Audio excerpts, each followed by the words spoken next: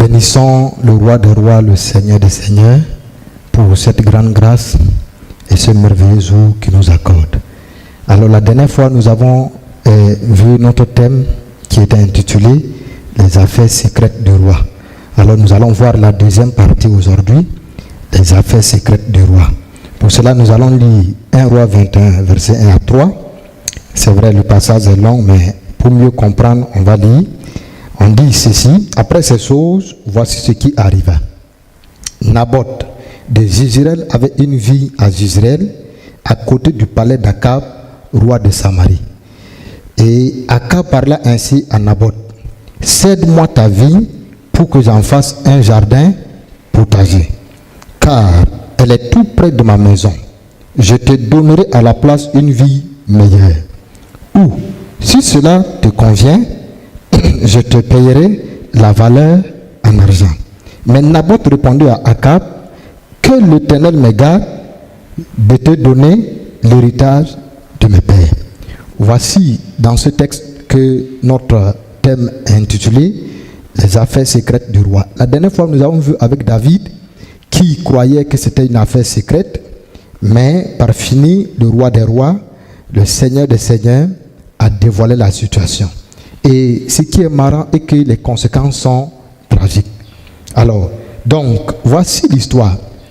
La Bible nous dit que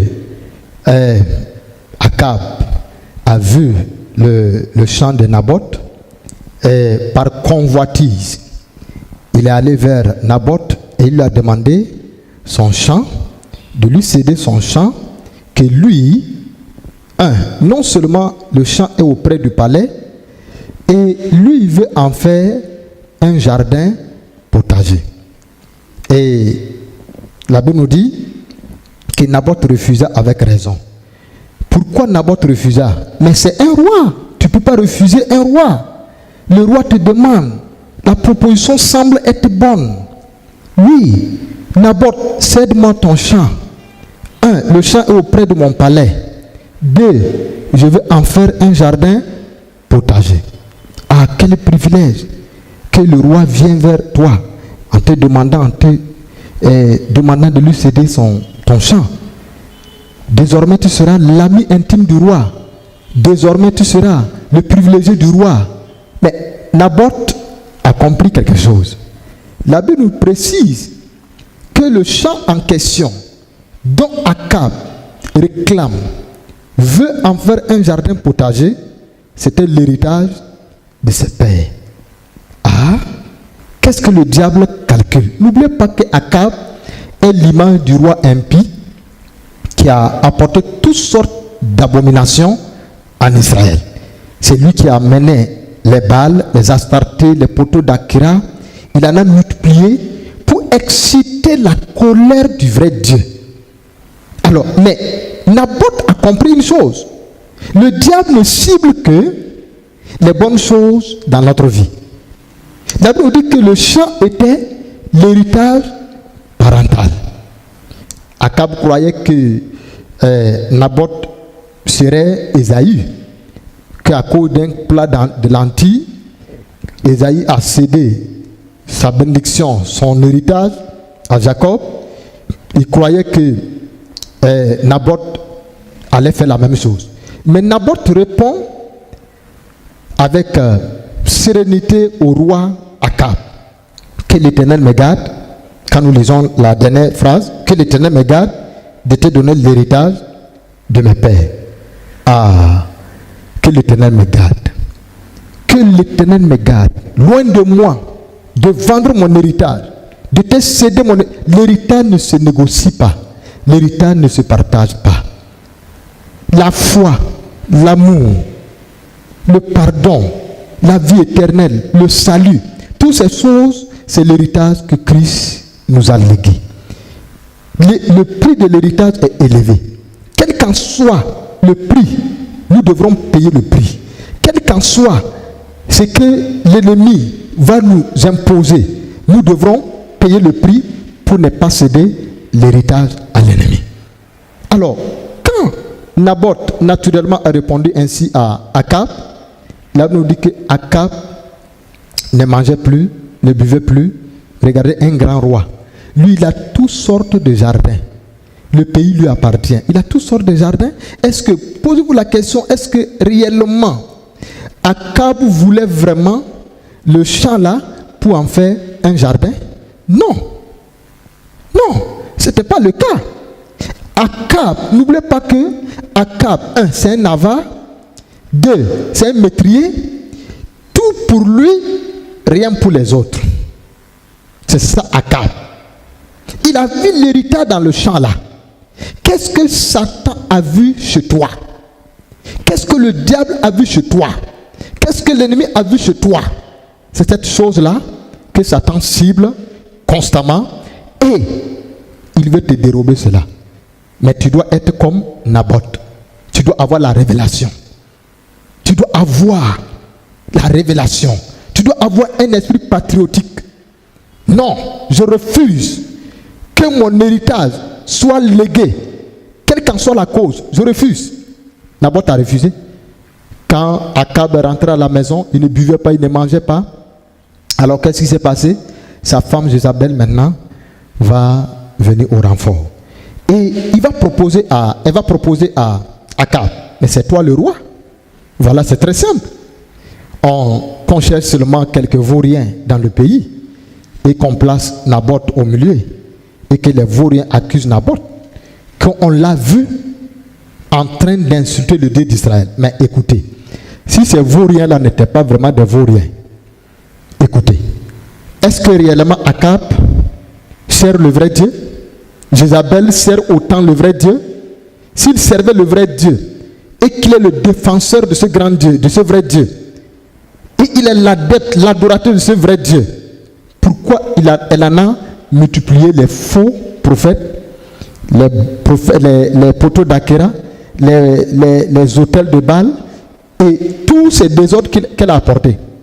Ces vauriens doivent comprendre que Akab et sa femme Jézabel avaient un plan à atteindre. Effectivement, on a trouvé ces vauriens, on a placé Naboth au milieu. Et ces vauriens ont accusé Naboth d'avoir insulté Dieu. Refuse d'être un vaurien. Les vauriens, le rôle des vauriens, on leur confie toujours les missions bizarres. Les missions qui n'ont pas de sens, les missions qui vont le coûter, les missions qui vont jouer sur les générations à perpétuité. Refuse. Pourquoi tu entres dans les affaires secrètes? Pourquoi? Tu penses que c'est secret? C'est pas secret, mon ami. L'affaire va se dévoiler bientôt. Écoute-moi, mon frère. Cette voie que tu es en train d'emprunter, les mauvaises compagnies, toi tu décides d'être un vaurien. Écoute-moi. Oui, vous avez lapidé Naboth, mais le ciel est au courant. C'est ça le problème. Effectivement, les vauriens ont lapidé Naboth. Naboth est mort. On a clos l'affaire. L'affaire oubliée. On a mis derrière. On ne parlait plus de Naboth. On parlait maintenant d'Akab et de Jézabel. Le beau jardin potager. Le beau jardin, le jardin formidable. Mais Dieu au ciel, il voit, il regarde que j'ai une sentence sur Akab et sa femme Jézabel. Et dès que l'affaire est clos, Dieu dit à Akab, de la même manière que tu as versé le sang, que tu as tué Naboth, de la même façon, les chiens vont lécher ton sang en brousse, dans le désert.